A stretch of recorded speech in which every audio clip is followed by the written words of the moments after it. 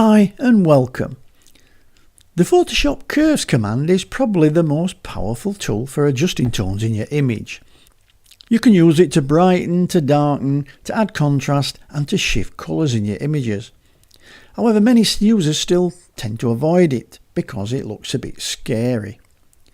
Unfortunately, despite being the most powerful tool, there is a bit of a steep learning curve to master it. But don't worry, it's worth the effort. It's similar to its stablemate levels, but much more powerful. So let's dig in and have a look. My name's Ken Fisher and this is LiveLink Training.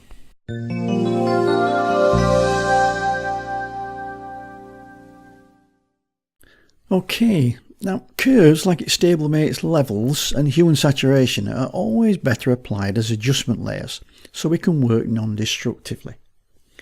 Let's just have a quick look at levels to explore a couple of the differences. So let's go and put a levels adjustment layer on. There we go. And we can see here that we can change the black point, and we can control the white point by moving this slider. And we have one slider where we can control what happens in the midtones. Well, this is the more powerful part of curves. Because on curves I've got up to 16 different points, so it's like having 16 different sliders to control over this complete tonal range. Okay, well let's have a look at that. So we'll just drop that in the bin and we'll go and we'll select a curves adjustment layer. And here we have it. Now it's similar in nature that down at this bottom left hand corner we've got the black point and we've got the white point over here on the right, but the curve itself is a straight line at the moment, and we can control the black point and the white point by dragging this triangle or by dragging the point that's at the top. So here is the highlights and here is the shadows. Now initially this is the tonality of the image. We can see the levels histogram in the background here, but the tonality is going to be controlled by this line here. And this is the initial line, which is obviously a straight line. So you say, well, where does the curve come from? Well, we're going to bend this line in a minute and we're going to bend it into some curves. Now, what we can do is we can put points on this line. We can define points. So I'll just define one, say, in the middle, like that. And this is the equivalent to what we could do with levels. And so now on that point, I can drag it up. And you can see now where the curve comes from. We have a curved line. And that's going to lighten the image and lighten the midtones. Or we can drag it down and that's going to darken the image or darken the midtones. Now unlike levels where we've only this one functionality, moving it up or moving it down to lighten or to darken, we can actually move the position of this point. So if I drag this, I can darken further down into the shadows. And I can also put another point on. So I could put another point on up here in the highlights and I could lighten the highlights. And this is what's called the classic S curve. And if I just turn off the visibility eye, you can see that what I've done is I've just added a little bit of contrast to this image. I've lightened the highlights and I've darkened the shadows a little bit. And this gives us this S curve. Now we can access some presets, and here they are under the presets menu here. And if we just click this little drop down box, here we can see that we can look at, say, some strong contrast, and you'll see that curve where it's really pushing the highlights and it's putting a dip in the shadows. Or we could have a medium contrast, which is not quite as shaped. And we can do some more arty ones really, because we can actually create a colour negative here. And you'll see what this is doing. It's changing the curves and inverting the curves, but in the three colour channels. Here we've got the three colour channels. We've got the red channel, and we've got the green channel, and we've got the blue channel. Now it's a really good method of learning a little bit more about how things work by going into these and actually checking out how these presets have been made. But for today, I'm just going to go back to default, and I'm going to make sure that I'm not in any of the channels, but I want to be back in the RGB channel. Now if we make an adjustment again, I'll just pull that up to give us a little bit of lightness. Two useful things you can do at this point is to view the previous state, and if you want to return to default settings, and that's these two little icons down here. And if I click and hold down on this one, it shows me the before and the after. So I click and hold, it shows the before, and click and let go and it shows me the after state. And then this little doohickey here, if I want to reset the adjustment back to the defaults where I started, if I click on that, it returns me back to my 45-degree line. Okay, let's have a look at curves in action, and we'll do that with another image. I've got an image here that's a little bit lackluster. It's an internal shot, so let's see what we can do about it with curves. So I'm going to go down to the bottom of the layers panel, and I'm going to select the curves adjustment layer, and here it be. Now I can check my black and white points by basically I can click on this slider and I can drag it in.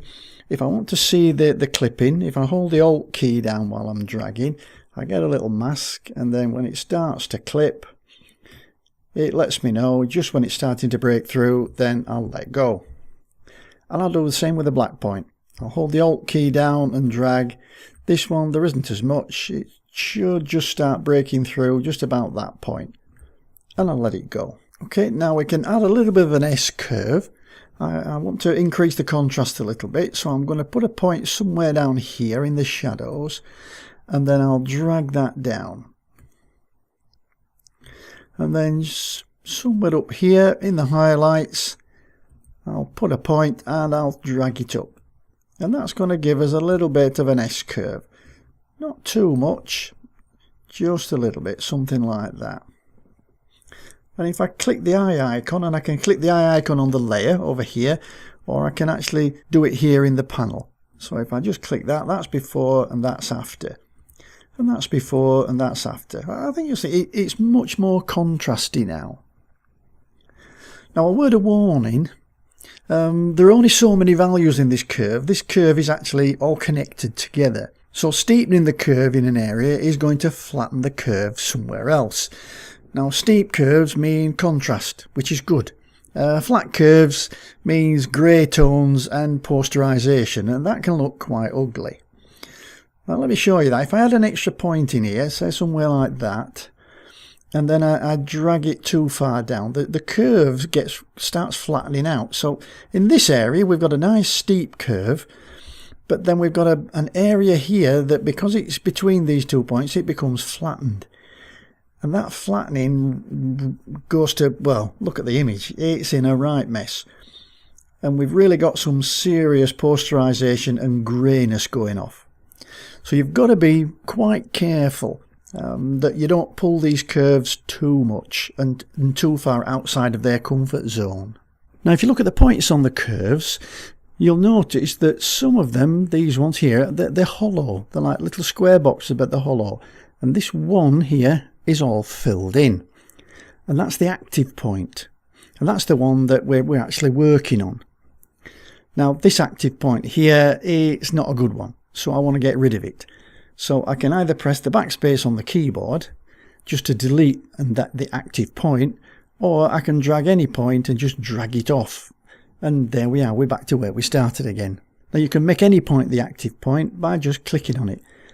You can see here that now I've made that point active because it's filled in, and these others, they're hollow.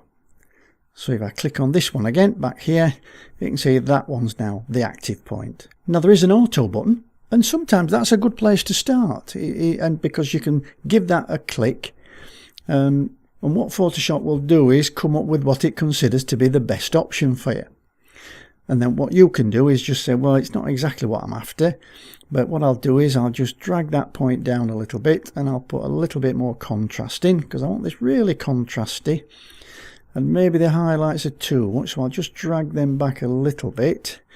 And it's obviously, I've still got my black points and my white points set, so I'm happy with where I am with that one. Now you might have noticed that if I turn this on and off, that when you use these adjustments and you really do some serious adjustments with them, you will tend to get a colour shift.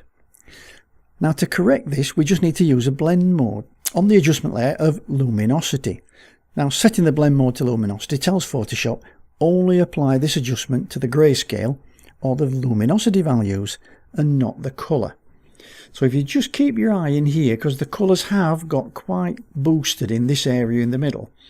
If I now set the blend mode to luminosity, which is down at the bottom, just watch when I click luminosity, and bang, it like neutralizes. I'll just basically do that again. So let's go back to normal, and if you just look, it is quite warm inside here in this area, and there's a definite colour shift. So now when I click on luminosity, boom, that disappears. So now this adjustment is only being applied to the grayscale values or the luminosity values in the image. Well, that's about it for this introduction to curves. It's a little different to levels, but certainly more powerful in making adjustments to our images. And that's it for this video. I do hope you enjoyed it. If you did, please give me a thumbs up or leave me a comment under the video, and please click on that subscribe button at the end of the video. All of the above will help me reach more Photoshoppers with my videos. I'll see you in the next video. Bye for now.